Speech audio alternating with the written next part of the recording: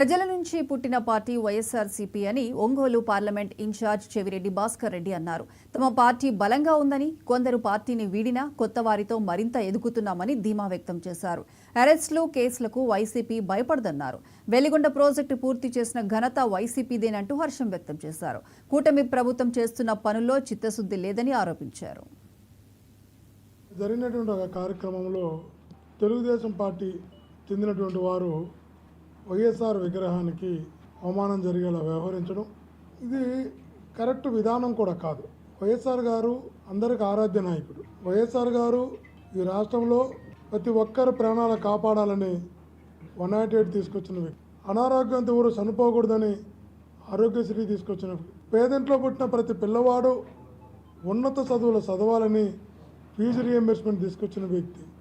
ప్రభుత్వ ఉద్యోగితో సమానంగా పింఛన్లు ఇచ్చినటువంటి వ్యక్తి. 1వ తేదీ నాటికి తీసుకొచ్చింది ఆయన. అంతమంది ఎప్పుడు జన్మభూమి కార్యక్రమంలో పింఛన్లు ఇచ్చేవాళ్ళు.